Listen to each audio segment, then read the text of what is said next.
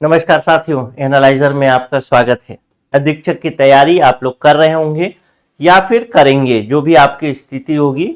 आपको याद दिला देना चाहता हूं कि इसके जो फॉर्म भरे जाएंगे 8 नवंबर तक ही भरे जाएंगे, तो समय से अपने फॉर्म को भरिए, क्योंकि फॉर्म को भरते समय कई प्रकार की दिक्कतें आ सकती हैं। उन दिक्कतों का समाधान करने के लिए भी आपके पास समय होना चाहिए। जैसे किसी का आधार कार्ड में नाम गलत है, किसी का मार्कशीट में नाम गलत है, या कुछ और चीजें चेंज परिवर्तन आप देख सकते हैं, उससे आपको समस्या हो सकती है।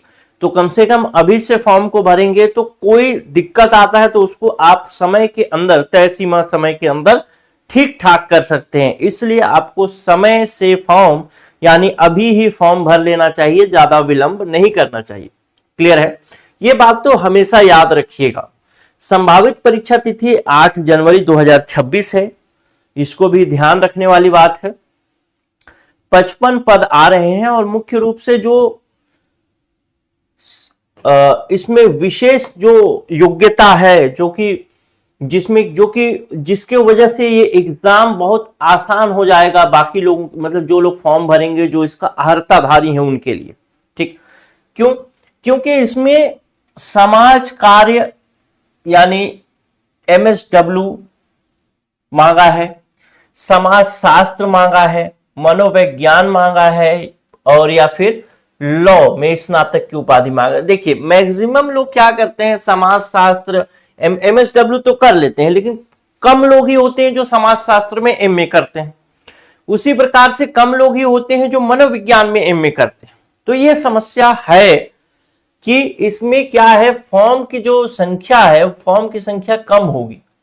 और साथ ही साथ सबसे मजेदार बात यह है कि जो लोग कंपटीशन की तैयारी करते हैं भाई, वो लोग सामान्य तौर पर अगर बोले तो कॉलेज पास आउट किए रहते हैं, यानी पीजी वो लोग नहीं किए रहते, यूजी किए होते हैं, अंडर ग्रेजुएट होते हैं, पीजी नहीं किए होते।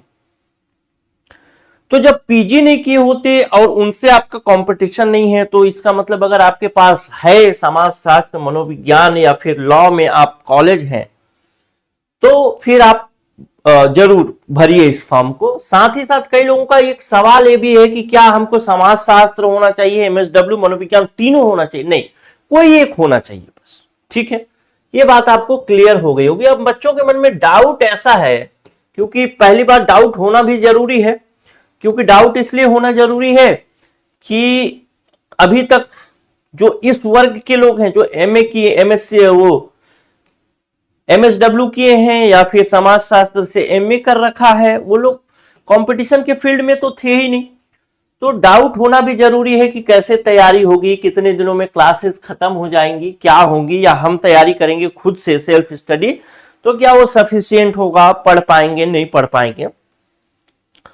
तो एक ईमानदारी पूर्ण बात बोलूं तो सिलेबस सच में बड़ा है, और सिलेबस बड़ा होने की वजह से ही आपके मन में सवालात घूम रहे हैं कि क्या ये तैयारी कंप्लीट हो पाएगी कि नहीं हो पाएगी। अगर आप सेल्फ स्टडी करते हैं तो उसके विषय में तो मैं बहुत ज्यादा आपको नहीं कह सकता, लेकिन अगर आप हमारे यहां से कोर्स ज्वाइन करते हैं तब की स्थिति में मैं ये आपको जानकारी दे देता हूं कि हमारा टारगेट है कि जो भी सिलेबस है आपका, उस सिलेबस का कंप्लीट जो कोर्स है उसको हम लगभग 20 से 30 दिसंबर के बीच कंप्लीट कर लें। क्योंकि आपको कोर्स लेने का मुख्य, जो आप लोग कोर्स लेंगे 20 से 30 दिसंबर 2025 तक कंप्लीट कर दें।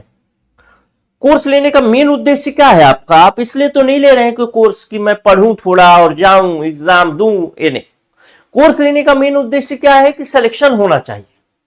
सिलेक्शन के लिए आप कोर्स ले रहे हैं, पढ़ने के लिए कोर्स नहीं ले रहे। तो अगर आपको लगभग 15 से 18 दिन पहले भी कोर्स कंप्लीट नहीं कराया जाएगा तो फिर कोई मतलब ही नहीं है। 15 से 18 दिन पहले आपकी तैयारी कंप्लीट हो ही जानी चाहिए, और उसके बाद फिर आपके रिवीजन का समय होना चाहिए। क्लियर? अभी जो हमारा क्लास चल रहा है इसके अंतर्गत, वो हम लोग मैं बात कर रहा हूं, अभी जो क्लास चल रही है उसमें हम अभी बात कर रहे हैं। इसमें पढ़ाई में अगर आप देखें तो मैं अभी पढ़ा रहा हूं सूचना का अधिकार अधिनियम 2005 से क्लासेस शुरू हुई हैं, और इसके बाद फिर जो दूसरी क्लास आने वाले सूचना के अधिकार अधिनियम 2005 के बाद वो होगा मानव अधिकार संरक्षण अधिनियम जो 1993 का है। ये वाला हम लोग इसके बाद पढ़ने वाले। ठीक, अब क्लासेस देखिए, कहीं पर आप पढ़ते हैं या फिर हमारे यहां पढ़ेंगे, चाहे कहीं पर भी पढ़ें, जो भी है, क्लासेस जो होता है, किसी भी क्लास को देखें, किसी भी कंटेंट को देखें, किसी भी पढ़ाई को देखें, उसमें मुख्य रूप से दो तरीके की चीजें होती हैं। पहला, किसी भी मतलब सिलेबस में किसी भी टॉपिक में, जैसे यही हो गया, मान लेते हैं आरटीआई हो गया, सूचना का अधिकार, इसी आरटीआई में देखें तो इसमें मुख्य रूप से दो तरीके की चीजें होती हैं। पहला चीज होता है जिसको आप लोग बोलते हैं फैक्ट, और दूसरा चीज होता है जिसको आप लोग बोलते हैं कंसेप्ट। फैक्ट जिसको हिंदी में बोला जाता है तथ्य, और कंसेप्ट जिसको हिंदी में बोला जाता है अवधारणा।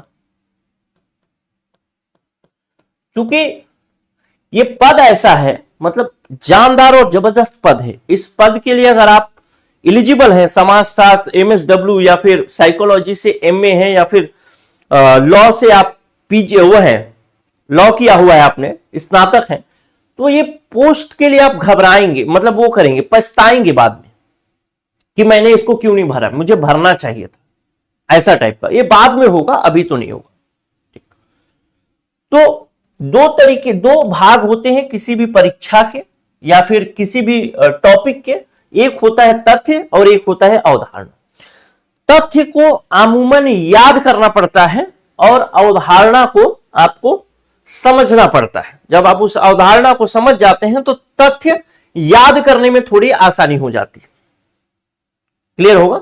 जब आप उसके कंसेप्ट को समझ जाएंगे तो फैक्ट को याद करना आसान हो जाता है। लेकिन अगर फैक्ट याद करें तो बड़ा मुश्किल होता है।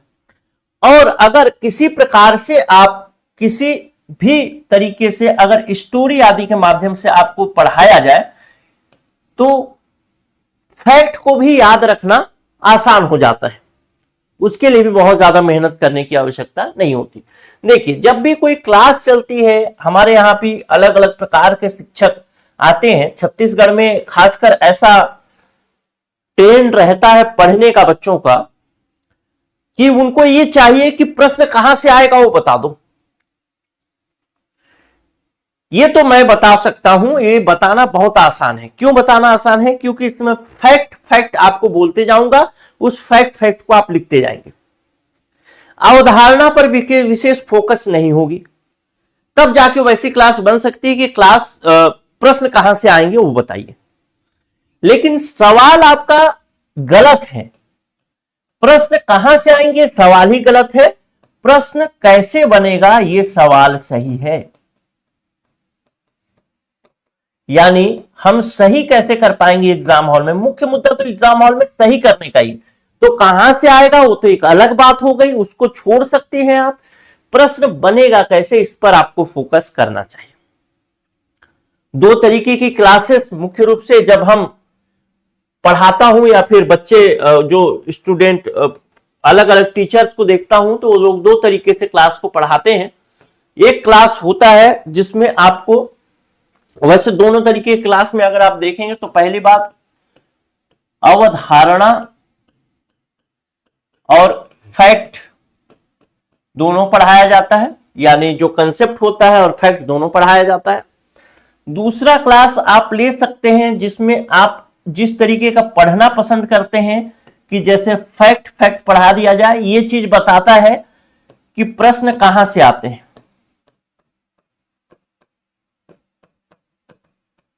लेकिन ये चीज आपके लिए सफिशिएंट नहीं है, ये पढ़ाई बिल्कुल बेकार पढ़ाई है। और एक तीसरा पढ़ाई ये है कि आप अवधारणा और फैक्ट दोनों चले।